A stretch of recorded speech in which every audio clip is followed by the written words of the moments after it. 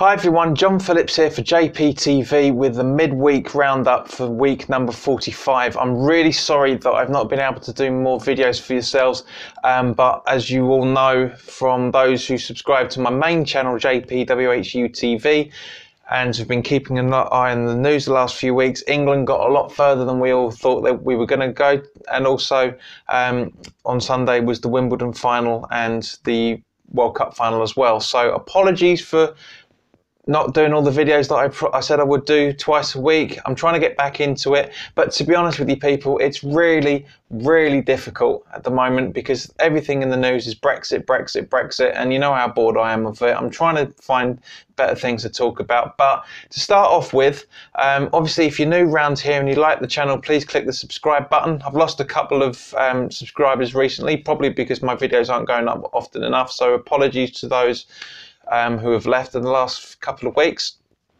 And also, if you are new around here, say click the subscribe button and hit the notification bell so you get first dibs on the videos. Now, I did say to you that when there's more information that comes out about the Thailand cave boys, I will tell you. And the full article went up a couple of days ago, and basically I wasn't that far off when I said that it was some form of team building. It kind of was. I mean, it was for one of the boys' birthdays. They wanted to go to the mouth of, wanted to go to the Tham Luang, I think you pronounced that, which is basically a cave network in Thailand. It was one of the boys' birthdays, so after football training, they all got together and they went on for a cycle ride. They basically stashed their bikes by the cave entrance, and the team and the coach were celebrating the boy's birthday well into the night. This is a local haunt with these kids beforehand. Sometimes they would go quite far into it. As the article that went up the other day was saying that they would go into about 8 kilometers, which is around about, if I remember correctly, about 4.5 miles, give or take. No, it's a bit more than that. It's about five and a half, maybe 6 miles into the cave, so they're quite far. For initiation rites, where they would write the names of each of the team on a cave wall. Nothing wrong with that. In high spirits, they basically climbed into the cave with just their torches. And they didn't need anything, and didn't think they need anything else because they were originally only there. Well, they were only planned to be there, I should say, for an hour. Now, obviously, they didn't come home until 2 weeks after that. So, but as a roundup, you know, obviously this has all come out now because the boys are back. You know, the boys are a lot better than they previously were. So that's great news. Really happy for everybody on this. And as I say, it's congratulations to everybody. Not one member. I mean, obviously, I did talk about unfortunately, the ex-Thai diving officer who tragically lost his life trying to save these boys. So you know, we remember that. We all remember that. But from speaking to Ham Noi, who communicates with me regularly on both channels, he has said that as a result of these British divers doing everything that they could to find them and help these kids, that you know, his local village and probably a few others for that matter were following England in the World Cup as well. So yeah, it's great news on that. And as I say, I'm very grateful. I'm very glad that everybody is now fit and well and looking after themselves. Now, as you remember from earlier in the year, basically before JPTV started out, I will put a link in the description below with the previous Weekly Thoughts videos, so you can go check those out. But you will remember that the Sunday Times sparked a massive debate that's been going on for months about the rising level of violent crime within basically the murders of violent crime, with the numbers of murders in London has surprised those in New York in 1 month in February. So basically, this report said that there was more murders in London than there was in New York. Dominic Casciani analysed the figures and found that the newspaper was 100% correct. In February, the New York Police Department dealt with 11 homicides, basically suspected cases of murder, manslaughter, and infant infanticide. Well, yeah, children dying basically. While the London Met opened investigations into 15. But overall, the tally for the year to April showed that more homicides in New York than in London, and that as a proportion of the population, they were far higher across the pond.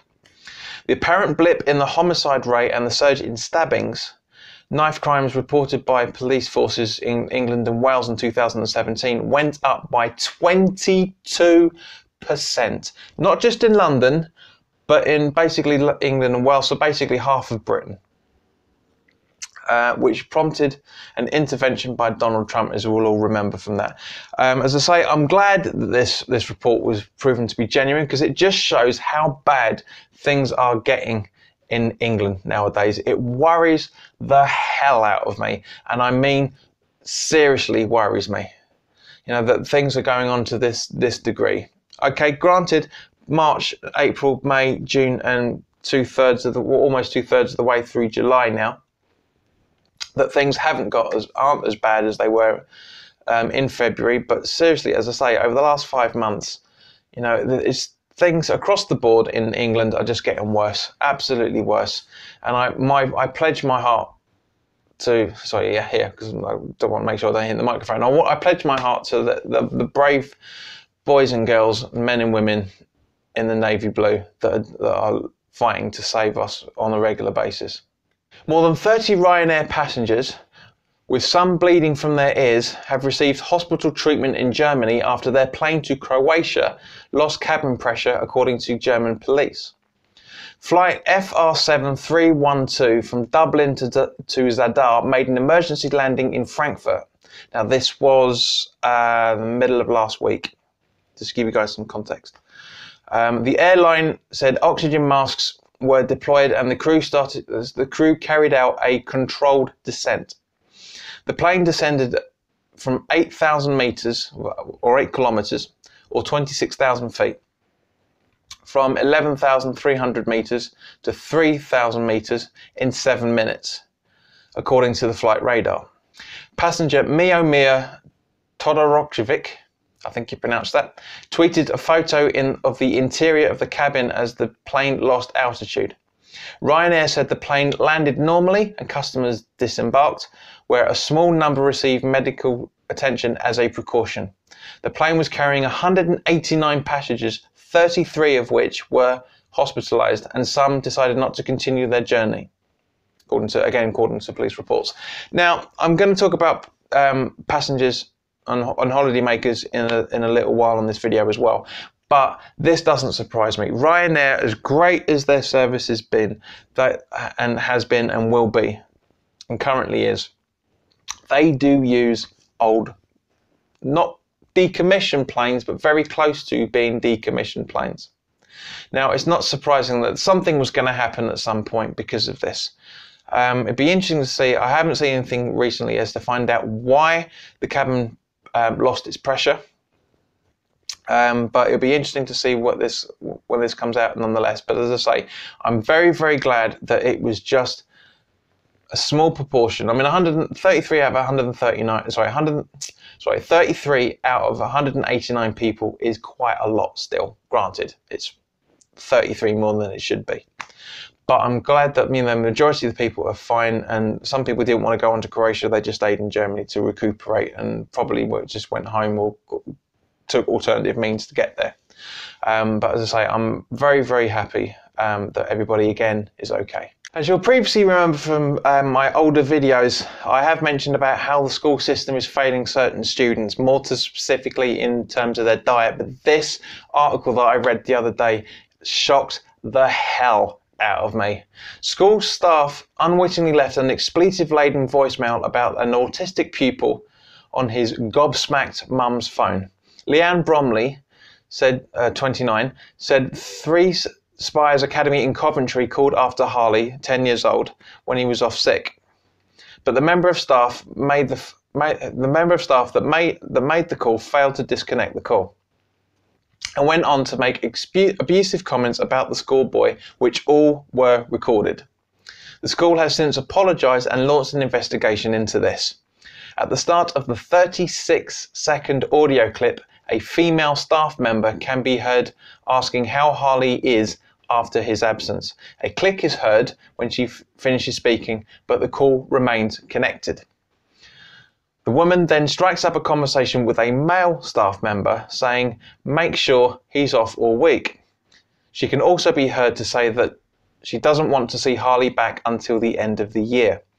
The male voice then says, "Tell you what, don't bring him back until the 22nd of July, because that's after we break up." Now, this is awful. Now, I don't know what the full demographic is of watching this video, but I would be shocked to hear that any of you parents received this voicemail. Could be at home, could be on the mobile, could be even at work. And also, likewise, I'd be shocked if if there's any students watching this, or children, you know. And when I say students, I mean anybody from is old enough to have YouTube from when I was at 8 or 9 to adulthood. Basically, you know, if you're, you know, I'll be shocked if your parents came to say, "You have a listen to this voicemail from your teacher." You know, it's poor. It's just awful that this sort of thing can happen, you know. And it's just, oh, it really does my head in. People need to think about things. This is a phone call made from school. Yeah, the click is an old, literally, I say old, it's a receiver being put down, but not being put down correctly. You know, it's just, it's awful. It's ridiculous that this story has broken, and I really hope that this academy gets put through the wire, and these teachers get sacked as soon as possible, because it's not professional in any shape or form. Yes, okay, they probably didn't mean it. You know, it's a pure accident, but still, you just don't do that sort of thing. Show some respect, people. This is one of the things that is bringing the nation down, is a lack of respect towards each other nowadays. And as you know, I like to keep the last story with a bit more tongue-in-cheek and a bit more uplifting. Unfortunately, ladies and gentlemen, boys and girls, this isn't the case. This story rocked me when I saw this on Monday, and I just wanted to talk to you about it. UK holidaymakers are being collectively charged £1 billion a year by yours and my banks for paying by debit or credit card while being abroad. Standard credit and debit card slap fees of nearly 3% on all spending, plus extra costs for using cash machines. Customers are being encouraged to apply for cards with zero charges to make their holiday money go further. Alternatively, go to the post office. Get one of their travel go cards. I've got one.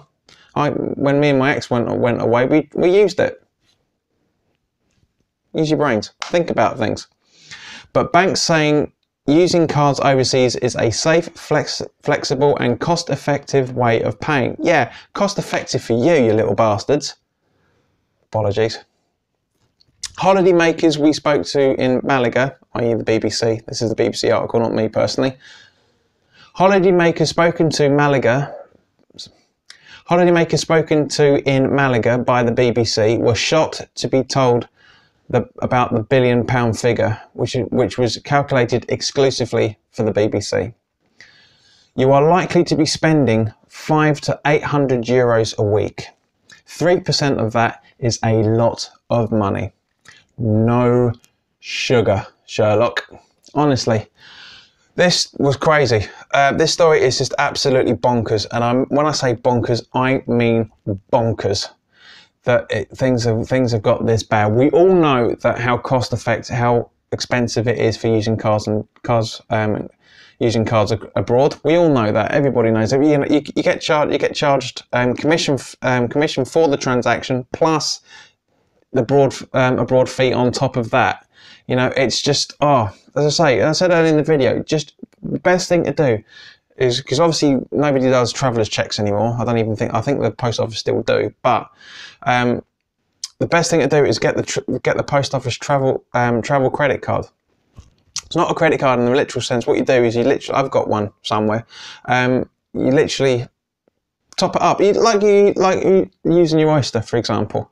You literally top it up with the amount of money that you think you're going to need. You use an app to transfer the money in, and it's there within a couple of hours. That's the best thing to do. And you can preload it in currency as well. It's the best thing to do. So anyway, guys, thank you very much for watching. As I say, apologies that I haven't been as consistent as I previously have been, but now the World Cup is over, I'm going to try and keep this up as much as possible because there's no football on all the time anymore. If you're new around here, please click the subscribe button and please hit the notification bell so you get first dibs on all these videos. Please put your comments in the comment section below about how you feel about these subjects. I mean, I personally, I've given my personal opinions on this, and I want to see yours as well. So please also share the video with anybody you think may like it and like the channel, and please also like the video if you think I deserve it. So normal service will be resumed. I can only really do about one video a week at the moment because of my commitments to the main channel and the fact that the transfer window hasn't finished yet. It will do in a fortnight's time, but I will be putting up one video a week. I will be doing in the middle of the week, but I will be doing weekly rounds up in the middle until such time that I can go back to doing the midweek and weekend roundups. So in the meantime, guys, thank you very, very much for watching, and thank you very much for bearing with me. I appreciate everything that you guys do. So thank you very much, and I'll see you again soon.